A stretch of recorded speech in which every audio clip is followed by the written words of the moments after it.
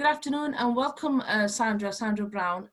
It was absolutely an honor for me to speak to you on Tuesday. So anyway, we were speaking about forgiveness, and you spoke a lot about the work that you do. You're such an inspirational woman, busy in a field that perhaps not everybody wishes to kind of talk about, speak about, or raise awareness of. But what we'll do is we'll start really kind of from the top. And so Sandra Brown, welcome to the show. This is the Spotlight on Faith. So we're doing a longer interview on your work and the kind of activities that you've been doing. Thank you so much. How did you find the show on Tuesday? I thought it was very interesting. A really good mix of panelists and good discussion.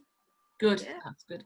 So I believe you wrote a play called, and I've got a terrible Scottish accent, so One of Our Ain, which I think you wrote in 2005. And let's start on a very positive. So what inspired that then, Sandra? Well, the play came really from the book. You know that my the original book about Moira is called Where There Is Evil. But I think a few years after I started the charity to support people affected by child sexual abuse, I think I realised that a great way of getting a message over to children and adults and the community was through drama. And my background was I was a teacher, I was a deputy head, but I used to do lots of drama in school, and it's a great way of getting messages across that, maybe somebody wouldn't read a book because they'll be thinking, oh, I don't know if I could cope with that, but they'll go and see a play. And basically I did the play. It premiered in London at the Soho Theatre. I also did it in 2006 right through the Edinburgh Fringe. It did really well. It got 4 and 5-star reviews, so that was good. So I decided that when I could, I would take that into schools. And so it's helped the charity to get the message over about keeping yourself safe. It's been around a lot of the schools in all the West Lothian secondary schools, Tayside, Dundee, and bits of Lanarkshire, basically. But no, we decided to celebrate our 20 years of the charity on the go. Wow. Our birthday really was February, so we thought we're going to have a big celebration. And we took a stand at the gathering, which you'll probably know is SCVO, have a huge gathering for 2 days, and it was brilliant. We had First Minister visited us, had some cake, I think. There was all sorts of cake. Cake everywhere. But we had a fabulous celebration, and on one of the days, I think it was the 19th of February, I did a performance, which is probably going to be the last one that I do of One of Our Ain. But, if people are keen, they can still see it. We do have a DVD of it. But what amazed me about that performance was there were 250 people supposed to be there, but it was completely booked out. And I know that extra people squeezed in, and you looked around and it was incredible. You couldn't have got a razor blade between some people. So what was astonishing was that just a few weeks after that, somebody pressed the pause button, and here was this fabulous event. I got, as I say, a standing ovation. I was in tears. It was so amazing. But a few weeks later, that same building was a Nightingale hospital, and Edinburgh, where I live and you live, completely deserted, and everything was just topsy-turvy. So I won't ever forget it. Yeah, that was great that you were able to perform in that, the building, the Nightingale Hospital, and so that's quite a memory that you've got there. And then, like you say, everything went pause. The whole world kind of became topsy-turvy, upside down, inside out, wherever way you want to look at it, and everybody's just having to cope with things very differently. And there's been lots of sad stories, but and one of the I personally feel is how people have become closer and more aware, and especially due to the shows like this or through the internet, people have actually become closer and catching up with family and friends, learning and reaching out to people. People are volunteering, befriending via the internet. So there's a lot to be said for something that was negative that's been turned around into something positive. And I think, Nasim, also, we were very surprised at the number of people who came up to the stand and they said, I remember this happening, or my granny remembers the disappearance of Moira Anderson, or my family came from Coatbridge. And it was surprising the number of people who are interested in Moira's legacy. I mean, they know that it's one of the longest unsolved cold cases, but it's led to so many things as well that if I hadn't persisted, if I hadn't been that woman, probably that annoying woman who kept saying to the Crown Office, you know, why is this little girl's case? Why is she still a missing person?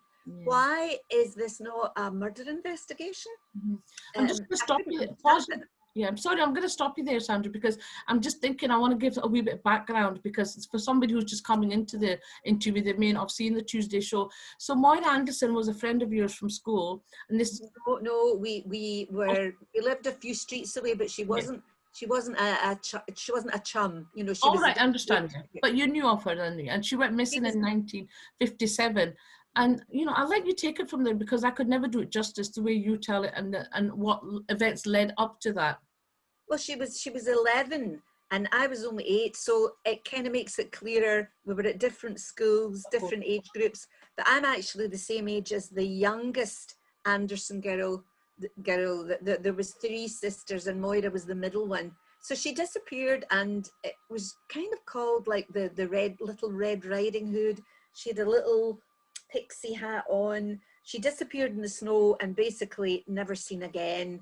Her uncle had asked her to go and get something to fry some fish in, because the granny was very ill. Weirdly, at that time, and here we go again with pandemics, at that time in Scotland, would you believe, Asian flu had come, and I remember actually getting it and was quite ill, but we didn't have communications such as now. I don't remember anything on televisions about the flu, but it struck a lot of people down, definitely. So her granny was very ill. She was sent to the co-op, in fact, just to get, you know, some lard, some fat to fry this fish. Never seen again. And so for all these years, up until 1992, it was, I spoke in 1992 to my father, who had come north for his mum's funeral, and he'd lived for many years in Leeds. In fact, he'd been estranged. He deserted my mum and my 2 brothers and myself. He'd gone away from Coatbridge in 1965. So a long, long time with no communication. Conversation with him, and weirdly, he mentioned Moira's name to me, but thought I wouldn't remember her. But I did, and it was quite horrific. It really was one of those conversations where you think, oh goodness, because it really ended up with me being convinced that he was responsible for this child's disappearance, that this little girl had got on his bus. She'd found the co-op closed, and she'd ended up getting on his bus and going just a few stops and never got off it, in my view.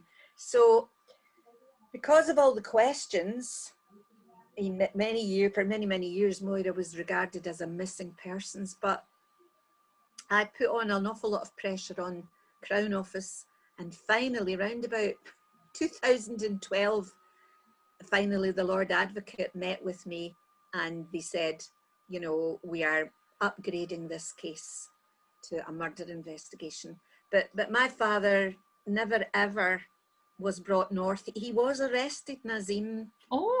In 1993, he was arrested it was on suspicion of Moira's murder.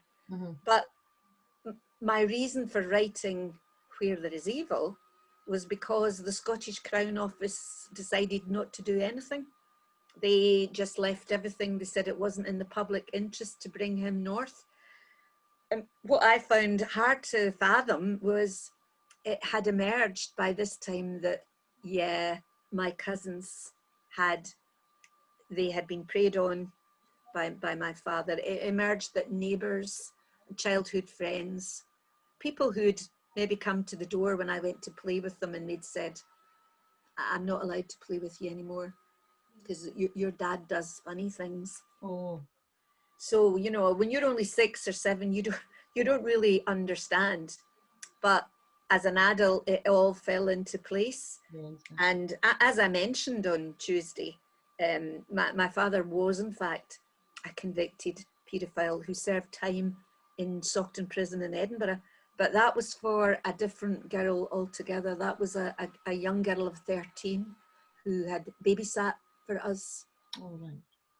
But surely that should have been proof enough. The fact that he was, you know, already had been arrested and charged with the case that you just mentioned of the 13-year-old, and you know, and then you say he spoke to you, and in a way, I suppose that was him kind of lifting the burden off himself.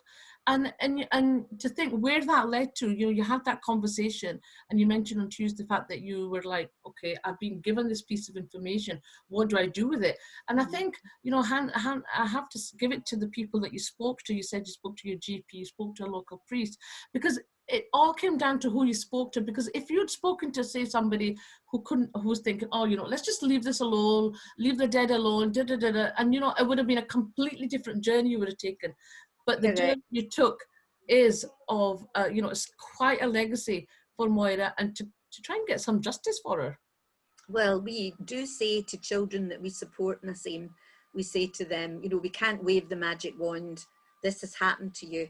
We can't make it disappear, but we can help you to start to heal and recover.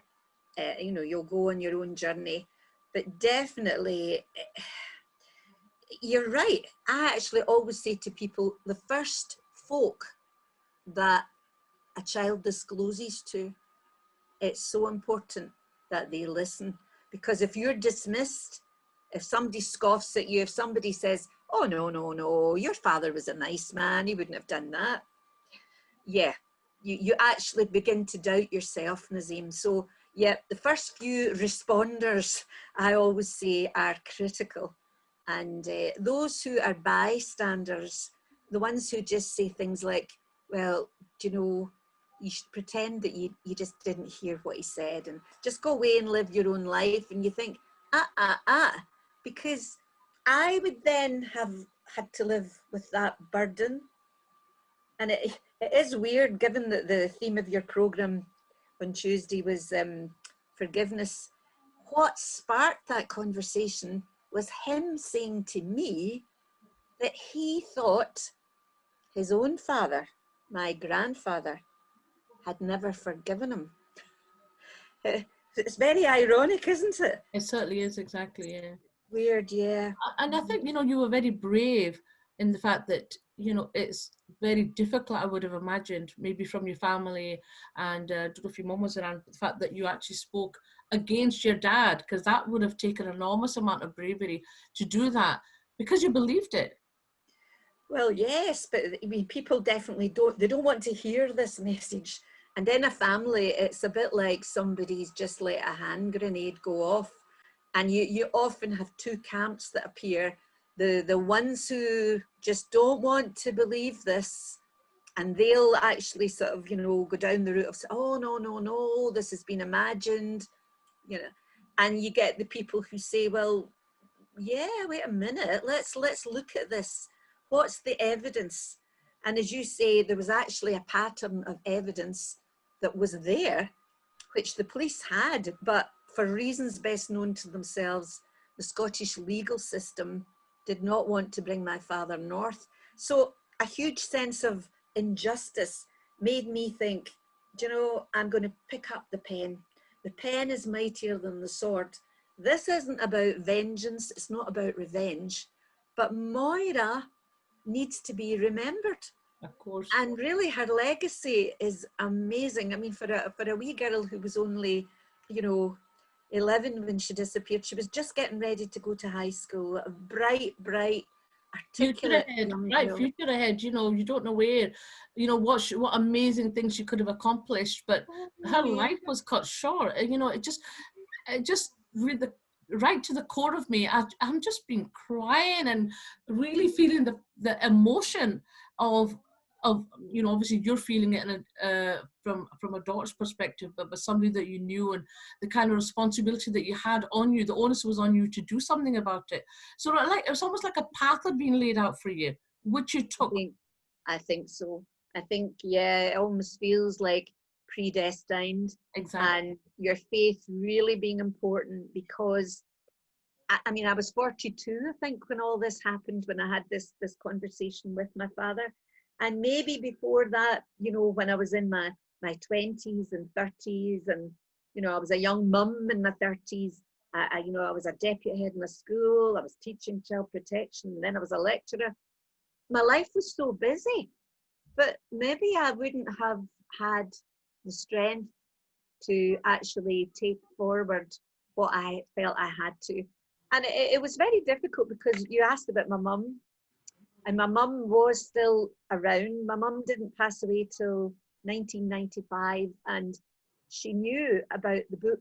I told her I was writing a book called Where There Is Evil, and she said, oh, take me. And she was a lady who'd gone to the church all her life and had a strong faith. And she said, you're like a dog with a bone. You're not going to let this go. And I said, right, you're right. I'm not going to let it go, because the people who've served the prison sentence to do with Moira is her parents. They have, both of them passed away without knowing what happened to this middle child. The mum set a place at the table for her every night, bought her a birthday present every March the 31st. And Mrs. Anderson went out looking. She often put on her coat and went out looking. And to me, Nasim, that's a punishment. That's a lifelong punishment. Not knowing what happened, there's no closure for them. And of course, you mentioned she had sisters. What about them? How would they suffer on a daily basis? Because their parents were suffering, and obviously that had an impact on the younger girl, on the daughters as well. It did, and in fact, both of them ended up moving away from Coatbridge. I mean, Janet, the oldest one, I have a lot of contact with Janet, and she's our honorary patron of the charity, and very proud, very, very proud of her work, and the fact that we are, at the moment, we are finalists to do with the Scottish Charity of the Year, which is just amazing. So she's over the moon about that. And the younger one, Marjorie, she lives in England. She's the one that's more ages with me. But both of them have been affected in different ways. You know, like their childhood really came to an end that weekend that Moira disappeared. Mm-hmm. And Janet has said to me, you know, like the father would walk the little girls to school. He would insist he was always with them, the mother as well.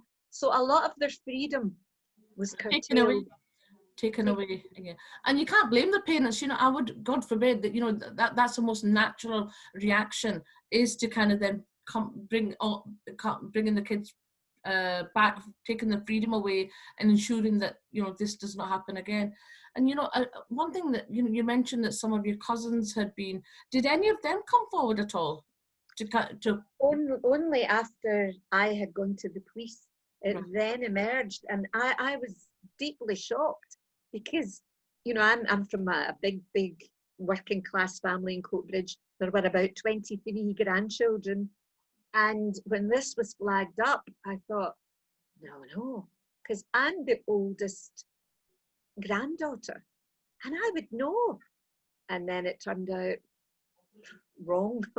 You know, it turned out that 5 out of 6 of my female cousins had all been affected by the same person, my father. And, you know, they either were disbelieved by adults or dismissed. Very, very hard.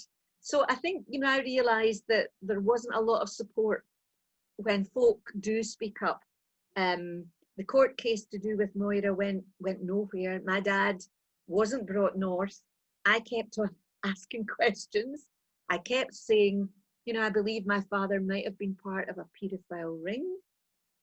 And people would look at me quite askance, as if, wow, you know, that's a bit sweeping.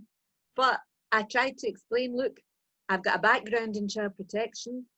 I think everything points to him being part of something. He wasn't a particularly clever man, but I think he was helped. There was help for him to get rid of the evidence. And what I began realizing the more I looked into it, Nasim, was that the children's homes in that area, there were several. And I believe that other victims came from there. And Moira was different. You know, she was from a good family, a decent family, very God-fearing. You know, they went to church. They went to the Baptist church in Airdrie. So she was a child who was in the wrong place at the wrong time, and it was opportune. But what happened had terrible effects on the entire community. Yeah, exactly. And I think that you mentioned talking about your cousins and, you know, 5 out of 6. This takes me back to the Moira Anderson Foundation, because the great work that you do is first of all raising awareness of childhood sexual abuse and about people coming forward. Because what happens is, for example, if you'd not spoken about it, you know, it hadn't come out, your cousins wouldn't have come forward. So the importance of speaking up and speaking to somebody, because, you know, for example, if you find out that, you know, your next door neighbor had been a paedophile, and then they, you know, attacked your child, and then you find out and you say, well, why didn't you say anything? Because my child would have been saved. You know, yes. So there's a kind of a vicious circle. So, but it's the responsibility for somebody to speak up about, and I can only imagine how difficult it would be, but how many lives would be saved? How many people affected would be saved? Absolutely. And it's not about gossiping. It's not about passing on your feelings about someone. It's okay to say, you know, I don't feel safe around that person. And what amazes me is even people who are professionals, who should know better, this is still happening. What do I mean by that? In the last 2 weeks, what has happened back in Coatbridge, where I came from, where Moira disappeared from all those years ago, there has been a teacher, a female teacher, who's been arrested for sending inappropriate, explicit material to a young boy of 11, a pupil of 11. Now, that's horrific enough, because this same woman is married and she has 2 sons of her own. They'll be affected for the rest of their lives by her actions and her behaviour. But the other thing that's very shocking about this case is that the head teacher of the primary school where that woman worked and the deputy head, they were both approached by the parents of the little boy, and nothing happened. Their complaints, their concerns were not investigated properly. And even worse, I would imagine just before lockdown, there were a whole lot of things going on then, but a reference was provided for that same teacher, and she was moved, and she got a job. She was moved to a different school in Coatbridge, moved from Bells Hill to a different school, and the school in Coatbridge is a place where, Pentland, where they're dealing with children who are very emotionally, profoundly disturbed children. Oh my. So very, very vulnerable. And that is how they dealt with this issue. So both that head teacher and deputy at the moment are suspended. Quite rightly, quite rightly. It's just, you know, I think we're running out of time soon. So, you know, we could talk for hours, but I just want to say, you know, the great work that you do with the Moira Anderson Foundation, and, you know, changing lives, helping people to heal. You know, everybody, they're on a journey. Healing may take place through music, counselling, and you offer all these wonderful activities. Sandra, you're a brave, brave woman for speaking up, you know, and speaking against your father is probably the most difficult thing you've had to do. But, you know, I just, an absolute honor speaking to you. And, you know, we will share the story of Moira Anderson. I mean, that was 1957, but here we are in 2020, still talking about her. You know, long may her legacy live. And I hope wherever she is, that she's at peace. And, you know, you as well, because you need that peace as well. And you're doing your, not your bit, it's a massive bit to bring some justice to her. Thank you so much, Sandra. Thanks then, Nasim. Thank you.